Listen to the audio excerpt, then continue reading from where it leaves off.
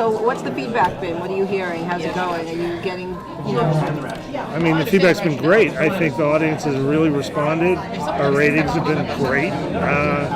Fox really did a great job promoting the show so people could find it, which obviously helps in a environment of 450 television shows. To have Fox behind you 100% is very helpful. But the audience, when they showed up, they stayed, and they're coming back, and that's really gratifying. And they're accepting the show in Seth and Vision, which is a very original kind of mixture of drama with comedy. Yeah, there wasn't, before the show premiered, there was a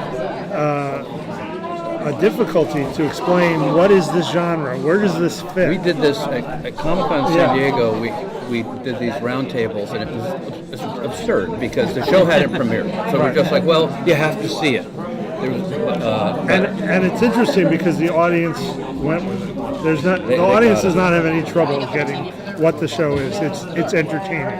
It's fun. It's challenging. I think one description I read was sitcom characters dropped into a drama in a way. Is that something? Was that kind of what you guys were going for? I don't know. I don't want to go too far with sitcom because I think sitcom I worked in sitcom for now almost 30 years. So sitcom, the stories have to be funny in sitcom. The challenges that people face in a sitcom story and what you learn about your characters, the stories need to be funny. Our stories don't need to be funny. So I think that there's almost more of characters that have a sense of humor, or characters that, like in real life, might make a joke in a tense situation. Mm-hmm. But our goal is that these people live as real characters. I'll say I was actually pleasantly surprised about the where you went with the third and fourth episodes. What made you decide to go that route with tackling gender identity and religion and all that? Well, those stories originated with Seth, and this is a standalone episode. Each episode's kind of its own thing. Those were like science fiction parables, and those were issues he chose to explore. Yeah, I think that he wants this show to live in that world of, we're going to challenge the audience's preconceptions. We're going to present a point of view that, as you say, challenges them. That it's not just going to be entertainment. There is entertainment, but there's also something else. And I think that's important to him. Seth is a very serious guy. He brought Cosmos back to television to educate. And so there's a way in which he sees this show as a mixture of entertainment and also a point of view and a challenge. Exploration of ideas. Thank you. But those were always kind of the best episodes of, The Next Generation and the original Star Trek. Deep Space Nine and everything. Or so Twilight, that what you were or the trying Twilight Zones. Monsters Are Due on Milk Street. Yeah. The best ones tackled, kind of modern contemporary issues. I agree with you. Is there a debate amongst you guys about how to end the storyline with the Mocklin female? Where Sarah Pointley thought, we want to go for this. Yeah, we definitely went back and forth because we wanted, we went back and forth because, but where we landed was, we felt, and Seth felt very strongly, was they couldn't change these people, and that was sort of really important to him. That he felt that was, in fact, a really important point to make. And then, as we go forward with that child, assuming we get a second or third season, what are the ramifications of that decision? And that is definitely something we address somewhat in another first season episode. We come back to that, and then we have plans to come back to it again. This story is really, even though it was a standalone story, it has ramifications for that family. A lot of classic Star Trek fans really love the show, and a lot of fans think that it adheres more to Roddenberry's original vision for Star Trek than Discovery. So why do you think that there's like this large sect of classic Star Trek fans that believe that the Orville represents, I guess, the perfect modern Star Trek? Well, there's no getting around that there's some Star Trek inspiration in this show, and there's no getting around that Seth wanted an uplifting show, a show that presented a positive view of the future, which is what Roddenberry said about his original show. So they shared that philosophy. I think the difference for us is Seth also is very much aware, and this makes it more like Star Trek in a certain way than anything else. He's making a show for everybody. That's what gets lost in the discussion of Star Trek fans liking or not liking a show is the original Star Trek was a show that millions of people watched, that all over the world. There is a subset of them, like me, who are super passionate Star Trek fans. I've written 3 Star Trek books. I'm a big fan.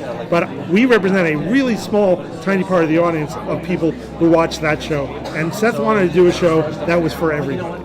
And I think that may be closer to the reason that people are making that connection, that this is a show that I don't need to know the backstory of this universe to jump into it. And I don't need to have watched every episode to swing into the story. I mean, it's more classical storytelling.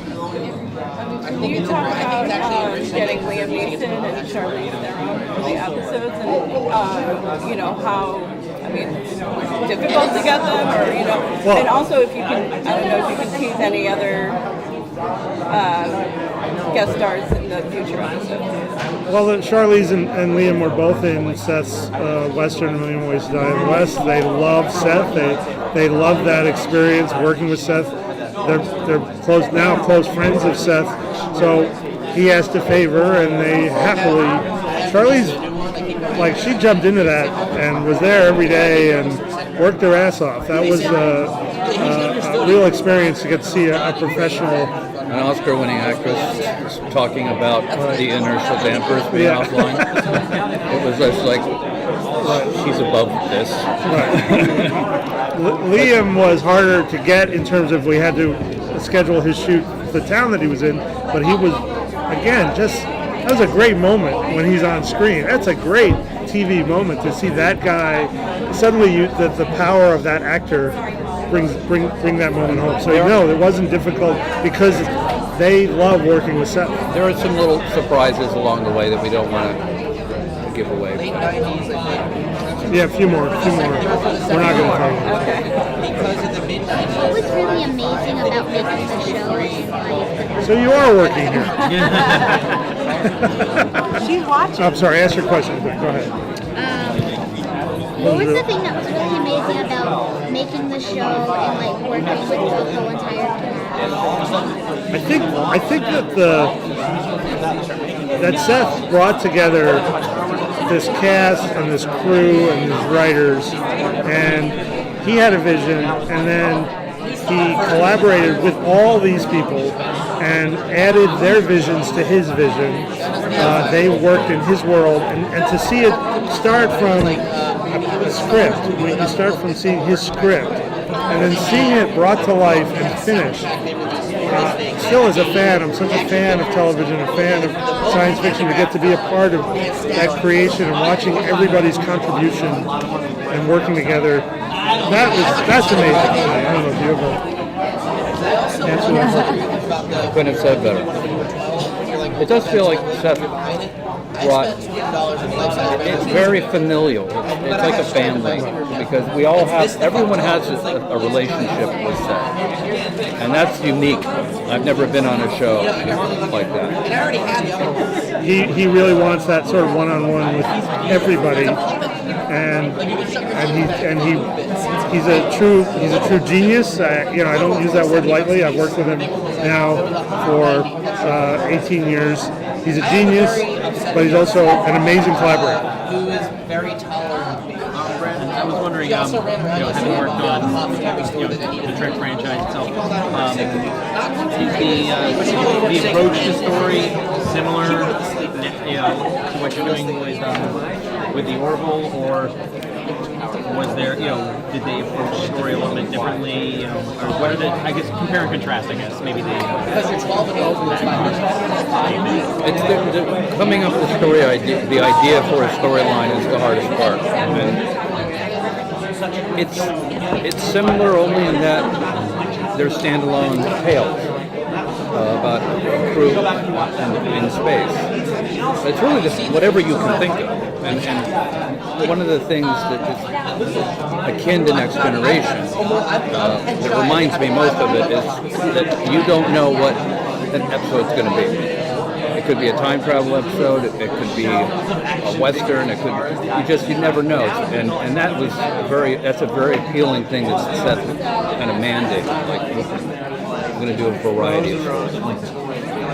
I think that through the line, I worked for Brannon on Star Trek Enterprise, and I think there's a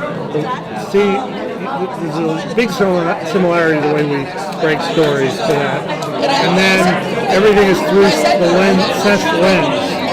So he'll want to push the envelope of the comedy in ways we wouldn't have done on Star Trek. So for instance, last night's episode, the practical joke bit with Isaac and Gordon getting his leg cut off, that's Seth. Data couldn't have done that on Next Gen. Oh, did it? You should see it. How about it really quick? You'll enjoy it. Are we done? Yes. Thanks, guys.